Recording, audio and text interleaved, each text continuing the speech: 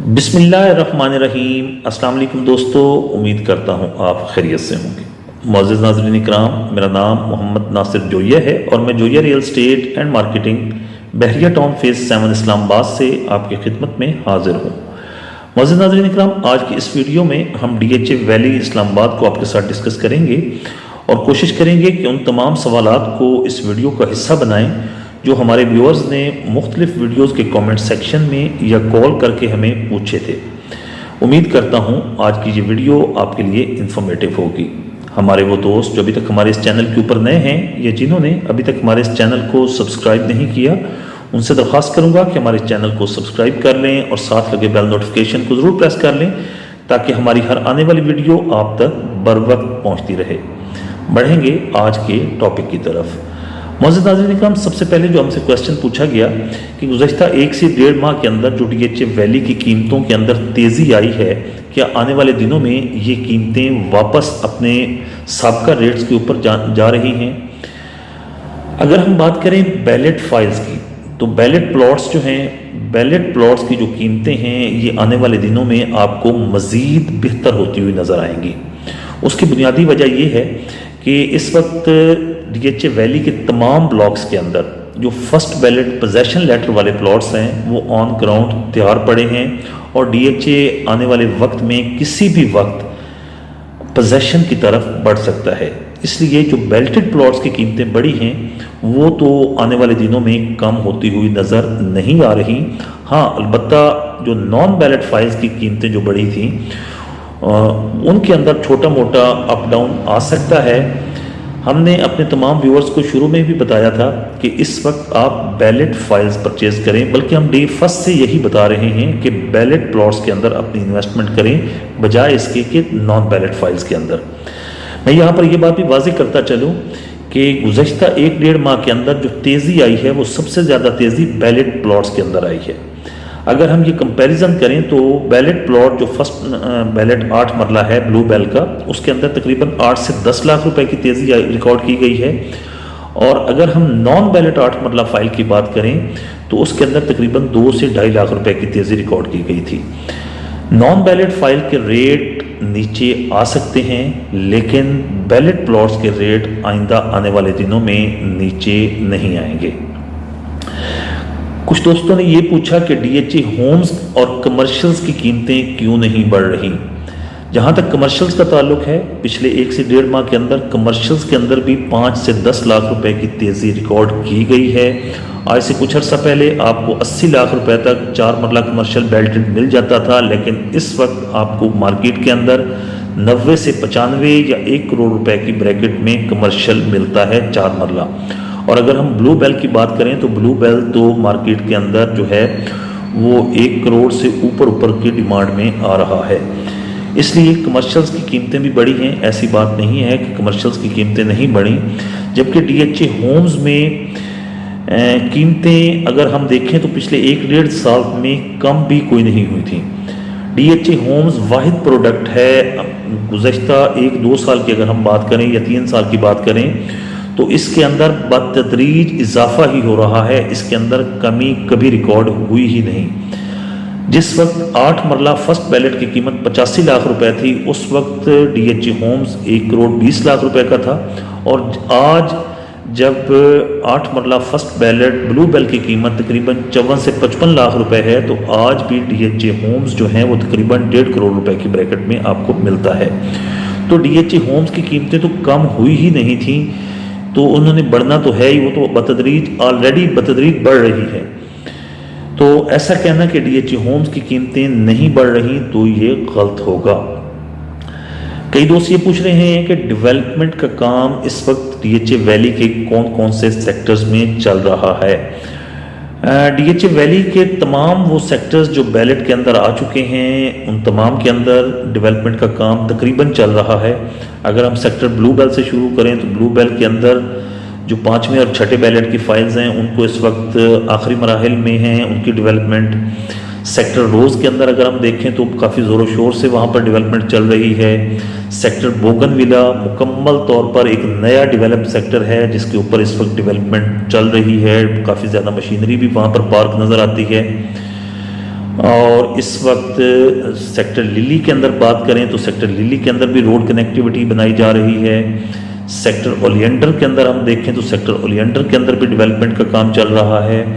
Sector daffodil के अंदर काफ़ी ज़्यादा प्लॉट्स डेवलप हो चुके हैं। सेक्टर ट्यूलिप की अगर बात करें तो वहाँ पर मुझे मेरी नज़र से नहीं गुजरी, वहाँ पर मशीनरी काम करती हुई, अगर हो रही हो वहाँ पर डेवलपमेंट तो उसका मुझे अंदाज़ा नहीं है। सेक्टर मैग्नोलिया की बात करें तो वहाँ पर भी वहाँ तो मेजॉरिटी ऑफ प्लॉट्स जो हैं वो डेवलप पड़े हैं, तो वहाँ पर भी डेवलपमेंट अच्छी खासी हो चुकी है। तो तकरीबन तमाम वो सेक्टर जो बैलेट हो चुके हैं उन तमाम सेक्टर्स के अंदर डेवलपमेंट का काम चल रहा है। कई दोस्त ये क्वेश्चन करते हैं कि हमें सेक्टर आयरस, सेक्टर डेजी या सेक्टर लोटस, सेक्टर जेनिया, इनके बारे में आप नहीं बताते। बात यह है कि जिन सेक्टर के अंदर डीएचए ने अभी तक बैलेट नहीं किया उन सेक्टर की डेवलपमेंट भी अभी नहीं हो रही। डीएचए का तरीकाकार है जब वो बैलेट करता है किसी सेक्टर के अंदर तो उसके बाद उन सेक्टर्स के अंदर डेवलपमेंट शुरू करता है। यकीनन इसके कहने का मतलब ये है कि जिन सेक्टर की डीएचए के पास ज़मीन होती है उनका डीएचए बैलेट कर देता है और बैलेट करने के बाद उनकी डेवलपमेंट का काम शुरू करता है। तो नॉन बैलेट सेक्टर जो हैं अभी तक उनकी लैंड डीएचए के पास है तो डीएचए आने वाले वक्त में उनके अंदर पहले बैलेट करेगा और बैलेट करने के बाद डेवलपमेंट का काम शुरू करेगा। अभी तक उन तमाम सेक्टर्स की जिनके अंदर बैलेट नहीं हुआ, जिनमें सेक्टर्स के कुछ के नाम मैंने लिए हैं, जिनमें मैरीगोल्ड, लोटस, जेनिया और डेजी, आयरस, ये तमाम सेक्टर्स हैं, इनके अंदर अभी तक डेवलपमेंट का काम नहीं हो रहा। सेकंड बैलेट के बारे में काफ़ी दोस्त हमसे पूछते हैं कि सेकंड बैलेट की हकीकत क्या है। सेकंड बैलेट वो बैलेट है जिनकी कुछ फाइल्स डीएचए ने चौथे बैलेट के अंदर रीबैलेट में डाल दी थी और जो फाइलें रीबैलेट चौथे बैलेट में हुई थी उनके अंदर एस्केलेशन कास्ट जो है वो डीएचए ने लेना शुरू कर दी है, जबकि बाकी जो सेकंड बैलेट की फाइल्स हैं उनको उनके अंदर अभी तक एस्केलेशन कास्ट अभी तक नहीं लगी। जो बाकी फाइलें बची हुई हैं यकीनन इनको डीएचए आने वाले वक्त में जहां पर भी डीएचए के पास लैंड अवेलेबल होगी इनको रीबैलेट करेगा और उसके बाद इनकी भी एस्केलेशन कास्ट डीएचए डिमांड करेगा और यकीनन जिस दिन इनकी एस्केलेशन कास्ट लग जाएगी उस वक्त जो आपको प्लॉट नंबर मिलेगा वो प्लॉट आपका कंफर्म नंबर होगा। इस वक्त हम ये बिल्कुल नहीं कह सकते कि अभी तक सेकंड बैलेट के वो दोस्त जिनके अभी तक एस्केलेशन चार्जेस नहीं लगे जिनके स्टेटमेंट में उनके पास जो प्लॉट नंबर है वो फाइनल है या नहीं है। मेरी ज़ाती असेसमेंट के मुताबिक, मेरी ज़ाती राय के मुताबिक ये प्लॉट नंबर उनके फाइनल नहीं हैं। उनके प्लॉट आने वाले वक्त में रीलोकेट होंगे और जब रीलोकेट हो जाएंगे तो उस वक्त उनको एस्केलेशन चार्जेस भी पे करने पड़ेंगे। इसके बाद कुछ दोस्तों ने ये पूछा है कि हमारे प्लॉट तो बैलेट हो चुके हैं लेकिन हमारे पास इतने फंड्स नहीं हैं कि हम एस्केलेशन चार्जेस या services and development charges DHA को जमा करवा सकें, तो हमें क्या डीएचए हमें कोई जुर्माना आयद करेगा या हमारे प्लॉट कैंसिल तो नहीं कर देगा। देखिए, जब तक डीएचए आपको प्लॉट की फिजिकल पोजेशन नहीं दे देता उस वक्त तक डीएचए के पास ये राइट है आपके प्लॉट को रिलोकेट भी कर सकता है, आपके प्लॉट को के ऊपर जो है आपकी लेट पेमेंट के ऊपर आपको सरचार्ज भी लगा सकता है और कोई और पेनल्टी अगर डीएचए बेहतर समझता है तो वो भी लगा सकता है अगर आप डीएचए के बाय लॉज के मुताबिक उसकी पॉलिसीज़ को फॉलो नहीं कर रहे। तो अभी तक कुछ ऐसी फाइलें, फर्स्ट बैलेट की भी ऐसी फाइलें मार्केट में मौजूद हैं जिनके अंदर लोगों ने अभी तक एस्केलेशन चार्जेस या सर्विसेज एंड डेवलपमेंट चार्जेस की एक किस्त भी जमा नहीं करवाई। तो मैं उन तमाम दोस्तों से ये दरख्वास्त करूँगा कि अपने ड्यूज़ को अपडेट रखें ताकि आप आने वाले वक्त में डीएचए के किसी भी एडवर्स ऑर्डर से बच सकें। यकीनन जब आप लोग पैसे जमा नहीं करवाएंगे डीएचए को तो डीएचए आगे डेवलपमेंट किस तरह कर सकेगा। आपकी पेमेंट से ही ये तमाम मामला डीएचए चलाता है। तो अपने ड्यूज़ को अपडेट रखें ताकि आपके जो प्लॉट्स हैं वो कैंसलेशन से बच सकें। फाइल की वेरिफिकेशन कैसे करवाएं और अलॉटमेंट लेटर कैसे हासिल करें। मोअज़्ज़ज़ नाज़रीन इकराम, अगर आप फर्स्ट अलॉटी हैं और अभी तक आपने अपनी फ़ाइल की वेरिफिकेशन नहीं करवाई तो आपको DHA में अपनी फ़ाइल की वेरिफिकेशन करवा लेनी चाहिए और आपको वो अलॉटमेंट लेटर हासिल कर लेना चाहिए जिसके ऊपर आपकी तस्वीर लगी हुई होती है। अगर आपने वो अभी तक हासिल नहीं किया तो सबसे पहले उसका तरीक़ाकार ये है कि आपकी तमाम पेमेंट स्लिप्स, आपकी फ़ाइल बैलेट है या नॉन बैलेट, इस चीज़ को छोड़ दें। दोनों सूरतों में आपने ये करना है। अपनी तमाम पहली किस्त से लेकर आज तक जितनी पेमेंट्स आपने DHA को की हैं, तमाम स्लिपों की फ़ोटोकॉपियाँ आप अपने शनाख्ती कार्ड की फ़ोटोकॉपी के साथ DHA इस्लामाबाद के ऑफिस जाएं और वहाँ जाकर अपनी फ़ाइल की वेरिफिकेशन अप्लाई करें। जब आपकी इसके ऊपर तकरीबन 2 से 3 हफ्ते का टाइम लगता है। DHA अपने तमाम रिकॉर्ड में आपकी तमाम पेमेंट्स को चेक करता है और उसके बाद आपकी फ़ाइल वापस DHA फ़ेज़ 1 के ऑफिस में आ जाती है। उसके बाद DHA आपको बता देता है कि आपकी फ़ाइल वेरीफाई हो गई है। उसके बाद आप FBR टैक्स जमा करवाएंगे और स्टैम्प ड्यूटी जो है वो बैंक में जमा करवाएंगे और उसके बाद आप DHA को अलॉटमेंट लेटर के लिए अप्लाई करेंगे।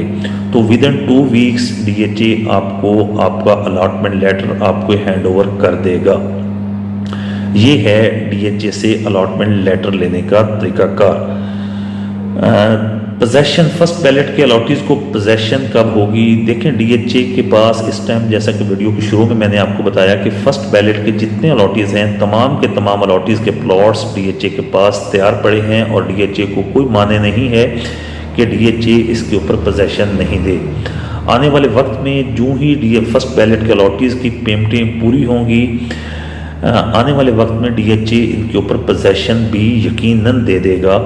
इस वक्त रोड कनेक्टिविटी जो फेज़ 6 की तरफ से है, डाडोचा डैम रोड को, जो डाडोचा गांव वाले रोड को जो है वो खुला किया जा रहा है ताकि DHA वैली के जो रेजिडेंट्स हैं उनको और DHA फेज़ 6 के जो रेजिडेंट्स हैं उनको मेन एक्सप्रेस वे से भी एक्सेस दी जा सके।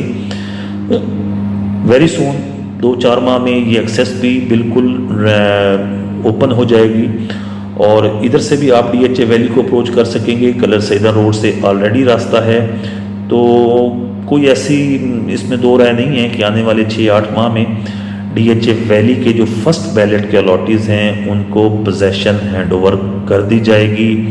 Specially sector blue bell, sector magnolia और सेक्टर लिली, इनके अंदर जो तैयार प्लॉट्स हैं इनके अंदर DHA सबसे पहले पोजेशन हैंड ओवर कर देगा। मज़ीद तफसीलात के लिए आपको DHA से रब्ता करना चाहिए। DHA ही फाइनल डेट बता सकता है, हम सिर्फ अपनी असेसमेंट के मुताबिक आपको टाइम बता सकते हैं। शॉर्ट पेड फाइल्स जिन लोगों ने 1, 2 या 3 किस्तें पे की हुई थी उनका क्या हुआ? उन शॉर्ट पेड फाइलें जितनी थीं DHA ने तमाम की तमाम फाइलों को कैंसिल कर दिया है और DHA ने कहा है कि अपने रिफ़ंड लेने के लिए DHA हेड ऑफिस से रब्ता करें। उम्मीद करता हूं दोस्तों आज की ये वीडियो आपके लिए इन्फॉर्मेटिव होगी।